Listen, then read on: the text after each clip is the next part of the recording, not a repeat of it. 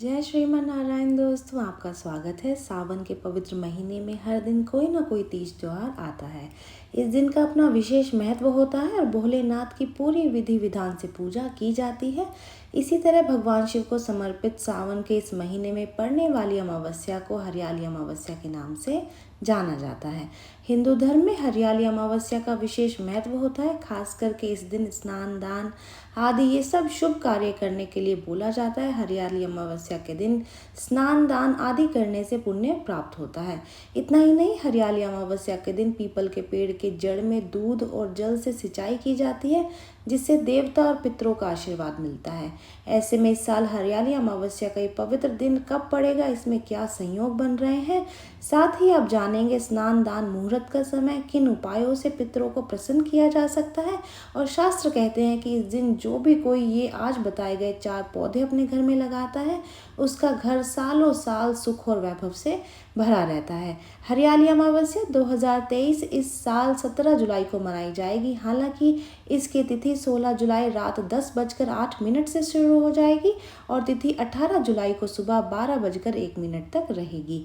सूर्योदय की तिथि के हिसाब से हरियाली अमावस्या 17 जुलाई 2023 को मनाई जाएगी। इस साल हरियाली अमावस्या बहुत ही खास होने वाली है, क्योंकि 3 दुर्लभ संयोग बन रहे हैं। सबसे पहला ये कि हरियाली अमावस्या सोमवार के दिन पड़ रही है।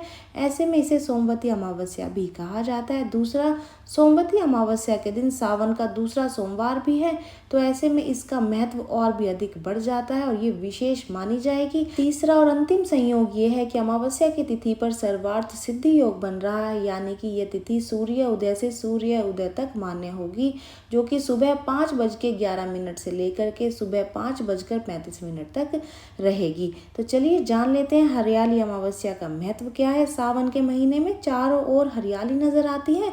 ऐसे में इस महीने में पड़ने वाली अमावस्या को हरियाली अमावस्या कहा जाता है, क्योंकि इस दौरान प्रकृति और भी सुंदर नजर आती है। कहते हैं कि हरियाली अमावस्या के दिन स्नान करके पूजा पाठ और दान करने का बेहद ही महत्व होता है। साथ ही इस दिन अगर आप पेड़ पौधे लगाएंगे तो उससे भी देवों को प्रसन्न किया जा सकता है और उनका आशीर्वाद लिया जा सकता है।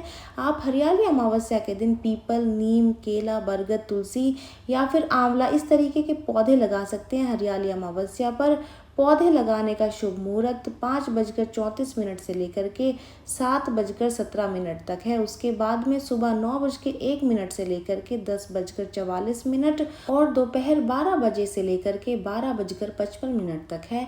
हरियाली अमावस्या के दिन का स्नान दान का मुहूर्त जान लेते हैं। हरियाली अमावस्या पर सूर्योदय के साथ ही स्नान दान शुरू हो जाता है। शुभ मुहूर्त की बात करें तो सुबह 5:34 से लेकर के सुबह ही 7:17 तक और सुबह 9:01 से लेकर के सुबह 10:44 तक का शुभ समय है।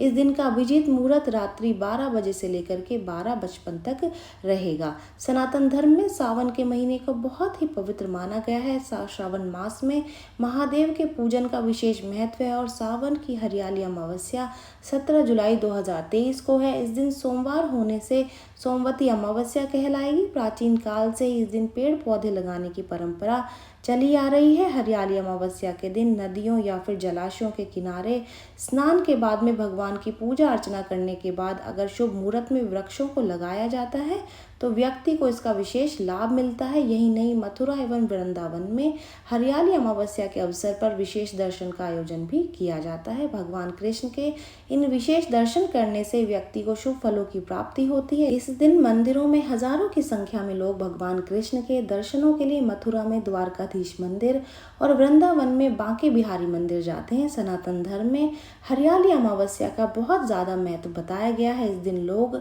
अपने पूर्वजों को श्रद्धांजलि अर्पित करते हैं, उनका आशीर्वाद लेते हैं। शास्त्र कहते हैं कि हरियाली अमावस्या पर कुछ विशेष उपाय करके पितरों को प्रसन्न किया जा सकता है। हरियाली अमावस्या के सूर्यास्त के बाद में कुछ खास उपाय करके आप जीवन की हर तरीके की जो भी मुश्किलें आपके सामने आ रही हैं उनको दूर किया जा सकता है। तो चलिए जान लेते हैं हरियाली अमावस्या पर करने वाले 5 उपायों के बारे में। पहला उपाय जान लेते हैं। हरियाली अमावस्या पर सूर्यास्त के बाद में पीपल के नीचे तिल के तेल का दीपक जलाएं। 5 तरह की मिठाइयों को अलग अलग 5 पीपल के पत्तों पर रख करके ओम सर्वेभ्यो पितरेभ्यो नमः मंत्र का जाप करें। दूसरा उपाय है 1.25 मीटर सफ़ेद कपड़े में 250 ग्राम साबुत चावल, 1 सूखा नारियल 11 रुपए बांध करके 21 बार घुमाएं।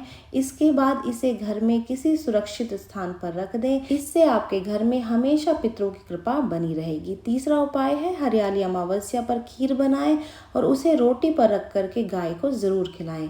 आप किसी कुत्ते को सरसों के तेल की रोटी भी खिला सकते हैं, इससे आपको पितरों का आशीर्वाद मिलेगा। चौथा उपाय है शाम को तुलसी के पास में घी का दीपक जलाएं और उनकी परिक्रमा करते हुए पितरों से अपनी परेशानी खत्म करने की प्रार्थना करें। पांचवा उपाय है सूर्यास्त के बाद घर के मुख्य द्वार पर दोनों तरफ पितरों के निमित्त सरसों के तेल का दीपक भी आप जला सकते हैं। ऐसा करने से पितृ प्रसन्न होते हैं और आपको हर तरीके की पितरों के द्वारा दी गई परेशानियों से भी छुटकारा मिल सकता है। ये उपाय छोटे जरूर हैं, लेकिन इनके जो असर हैं वो बेहद ही चमत्कारी होते हैं। अब जान लेते हैं कि शास्त्रों में विशेष करके 4 पौधों को किस्मत चमकाने वाला पौधा बताया हुआ है। हरियाली अमावस्या के दिन अगर कोई व्यक्ति कुछ विशेष पौधों को रोप करके उनकी देखभाल करने का प्रण लेता है तो उसके जीवन में समृद्धि बनी रहती है। सावन में हरियाली अमावस्या पर शिव पार्वती पूजन के साथ ही कुछ पौधे रोपने से देव और पितृ प्रसन्न होते हैं। तो चलिए जान लेते हैं उन्हीं 4 पौधों के बारे में।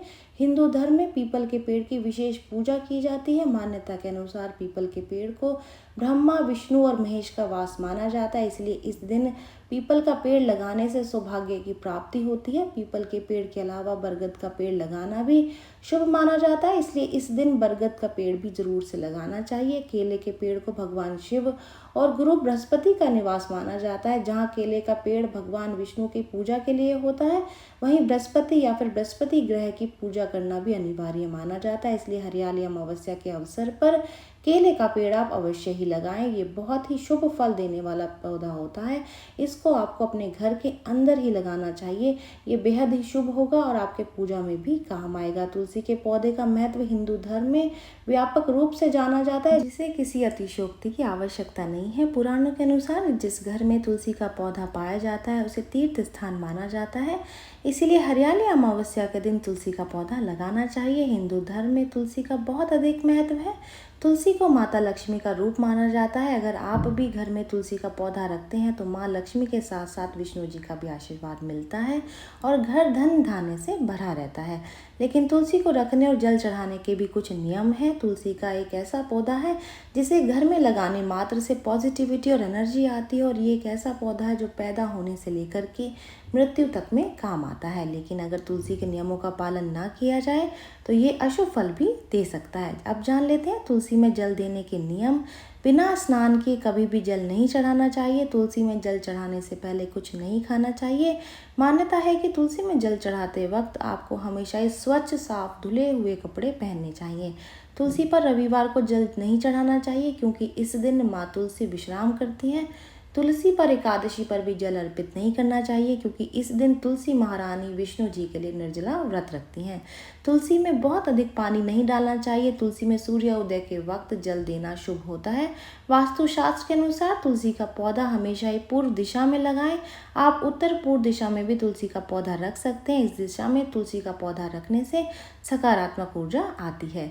तुलसी के पौधे को कभी भी दक्षिण दिशा में नहीं रखना चाहिए। इस दिशा में तुलसी रखने के फायदे की जगह नुकसान होते हैं और निगेटिविटी घर में आती है। तुलसी का पौधा घर की छत पर भी नहीं होना चाहिए। तुलसी के साथ में कांटेदार पौधे भी नहीं रखने चाहिए। तो जब भी अगर आप तुलसी का पौधा अपने घर में लगाने जा रहे हैं या फिर आपके घर में तुलसी का पौधा पहले से ही विराजमान है तो इन नियमों का पालन आप ज़रूर से करें, तभी घर में पॉजिटिविटी का संचार होगा।